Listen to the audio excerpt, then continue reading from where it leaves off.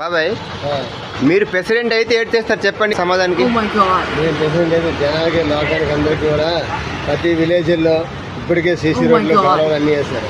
నేను కొత్తగా వేయడానికి ఏం లేదు, ఉన్న రోడ్లన్నీ కట్టేస్తాను, కాలువలన్నీ కట్టేస్తాను. కొత్తగా అడుగు లోతు నుండి అరడుగు లోతు కాలువలు పెట్టి వాటర్ ఎక్కడ నిలబడకుండా వెంటనే వర్షం పడినాక ఏదో అంటే వాటర్ కింద పోగా ఎవరికి గొడవలు లేకుండా అన్ని విధాలుగా అందరికీ సకల సౌకర్యాలు కలిగే విధంగా వీధి లైట్లు కాలుతుండ నెల రోజుల ముందుండి కొత్త లైట్లు మార్చేయడం, అది ఎల్ఈడి బల్బులు కొత్తగా లేదంటే ఛార్జింగ్ లైట్లు వేయడం.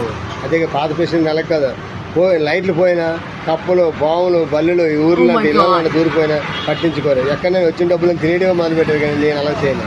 ప్రతి ఇంకా అది కాకుండా అప్పుడు కాలం మూడు అడుగులు లోతు ఉన్నాయి. ఆ లోతు నీళ్ళు స్విమ్మింగ్ పూల్లో ఉండి పిల్లలు దిగి అందులో ఆడుకోవడం, గజ్జి తామర లేని పని అన్నీ జబ్బులు వచ్చాయి.